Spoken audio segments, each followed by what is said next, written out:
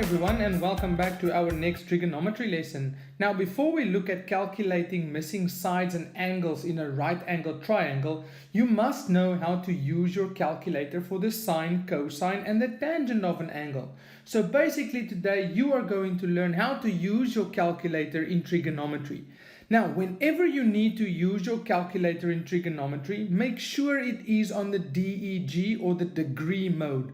Now, some calculators have the small letters DEG and others have the small letter D at the top of the screen there. Okay, so please make sure that it is in degree mode. Very important, otherwise you will not get the right answers. Now, let's go and see how we will calculate the sine of 43 degrees. Now, just before we start, I want to remind you that the answer you get here, that is the ratio of the sides. Now, in the case of the sine, it will be the answer of the opposite side of a right angle triangle divided by the hypotenuse. It will have that answer. So when you calculate the sine of an angle, you get the ratio of the sides, not the actual angle. You get the answer by dividing those two sides. Now, in this case, we don't have a triangle, but we can use our calculator to give us that ratio. Got it? Okay, great. Now, how will we do this on our calculator? Now, we take our calculator and we make sure that it's in DEG mode. Then we press the sine button. Then we press 43. The 4 and the 3, then we close the bracket and then we press equal and we will get the answer for the sine of 43 degrees. Now let's quickly see what it looks like if I just play this little video so you can see how we do it. So there we go. We press the sine, then we push 43, we close the bracket off and push equal. And there you go. And that is the answer. Now the answer here is 0.68199 and it continues, right? But let's just round it off to 2 decimals. So when we round off a number to 2 decimals, we always just go look at the third digit. If that digit is smaller than 4 or equal to 4, then that stays the same. If that digit is bigger than 4, that one becomes the next number, right? Now, a 1 is smaller than 4, so that 8 will stay at 8. So our answer is 0.68. Okay, so let me put that away. And now we know the answer for the sine of 43 degrees. It is equal to 0.68. And it's not degrees. This is simply a constant. It is the ratio of the sides. So when I take the opposite side divided by the hypotenuse, I will get an answer of 0.68. Okay, great.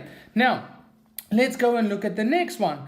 This is the 5 times the cosine of 60 degrees. Now, we can press the 5, press the cosine button, press 60, close the bracket, press equal, and we'll get the answer. So you can type it in exactly the same way as it is written there. So let's have a look at what it looks like. Now, here we go. So first of all, we go and we press the 5, then it's the cosine, then we press 60 and close the bracket, press equal, and there's our answer, and it will end up to be 2,5 if we change it to a decimal. And there's our answer. Or we can just simply say that it's 5/2, right? Okay, so let me put this one away as well. And then we know that this answer is equal to either 5/2, or we can say the answer is 2,5. Okay, brilliant. So far, so good. Now, how about the last one? To answer this on our calculator, we will press the fraction button. Then press 20 as the numerator, press the sine button, now here at the denominator, press 38, close the bracket and press equal. Okay, let's have a look at what this looks like. So if we do this on our calculator, it will look like this. Okay, press the fraction button, then press 20 as the numerator and at the bottom the sine, then 38, close the bracket, press equal, and there we go. That is our answer. So we end up with 32,4853, Let's round it off to 2 decimals. So that will be 32,49 because the third digit there is greater than 4. So it will change the 8 to a 9. So our answer here is 32,49. And that is what we get if we take or do that on the calculator. Okay, awesome. So it's quite easy. What you can remember is, please make sure that your calculator is on the degrees. See, there's the little D. And then again, you can just type it in exactly the way it is on your calculator and you will get the correct answer. Okay, great. So let's go and try some more examples. Now in the next example, there's something very important you need to know. For example, if I write the sine squared 23 degrees, it actually means the sine of 23 degrees squared, but we write it like this. This is how we write the square of the sine, cosine, and tangent of an angle. It means the following. It means this. It means the sine of 23 degrees in brackets squared. So it's actually the sine of 23 degrees squared, but we write it like this, okay? It is very important you know this, as the second way is how we get to answer with our calculator, but we write it as the first way. So you will not see this way when they ask you in the exams. They will ask you the question like this, but you must know to get that answer, you need to calculate the sine of 23 degrees and then square it. So look at how we write it and look at how we calculate it. Now, here's the example. What do? We first press the bracket, then press the sine button, then press 23 and close the first bracket. So we actually put this in brackets without the square, right? And then we close the first bracket off, press the square button and then press equal. Okay, then it will look like this. So let's quickly see what it looks like on the calculator. And here we go. So first of all, I open up a bracket. Then I press sine and I put in the 23 degrees and I close the bracket. So the sine of 23 is in brackets. Then I press the square button and there we go. And that is my answer, 0,1526. Now for a little bit of practice, let's round this off to 3 decimals. So if we want to round it off to 3 decimals, we go to the 4th digit. That one is bigger than 4, so it's going to change the 2 to a 3, and my answer is 0,153. So let me just move that and I'll write it up here. So it will be equal to 0,153. There we go. Okay, brilliant. Now, did you see? That is the question, and look at how we write it. We calculate the sine of 23 degrees. We put it in brackets and then we square it. Okay, brilliant. So let me put this away quickly and then we look at the next example.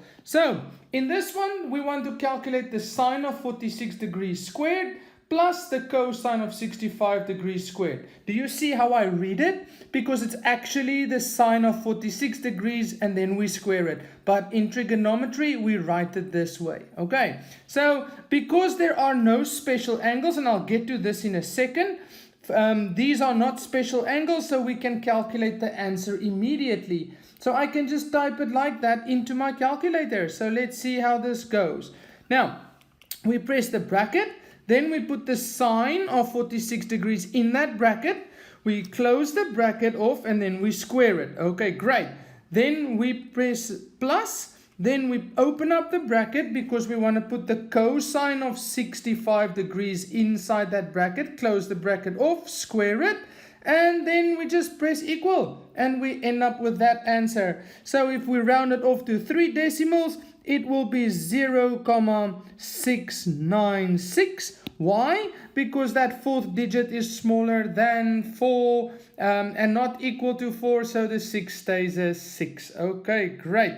And that is all there is to it. So let me put this one away as well. And then bottom line, make sure your calculator is in DEG mode. Then you can just type in the way the sum looks. So if it's in DEG mode, you can just type it in please just make sure the difference between what this means and how we actually type it into our calculator. Okay, now when there are no special angles, now special angles is 30 degrees, 45 degrees, 60 degrees, and we will look at that in the next lesson.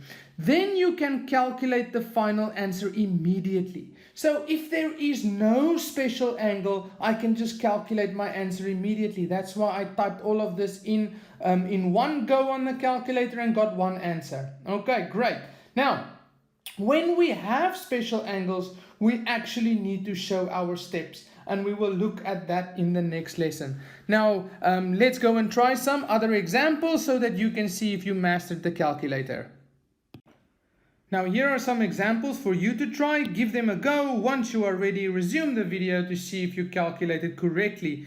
Now, please just make sure that your calculator is in degree mode, and then you know that you can type in these just the way they are here on your calculator, and you will get the right answer. And round them off to 2 decimal places, please. Okay, so here we go. 3 times the cosine of 20 degrees, and that will equal to 2,82. Okay, brilliant. How about the next one?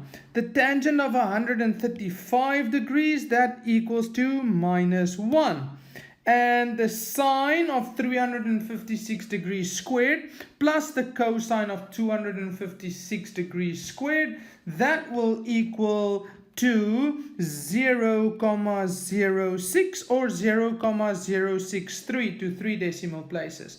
And the last one, you can also just type it in exactly the way it is here in the brackets on your calculator. You just can type 25 plus 54 and you will end up with an answer of 5,14. And that is all there is to it. So I hope you could follow throughout the video, and see you again next time. Bye.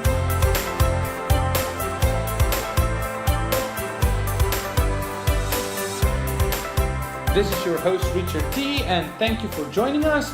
Please visit our website mathsa.co.za for free guided exam tutorials.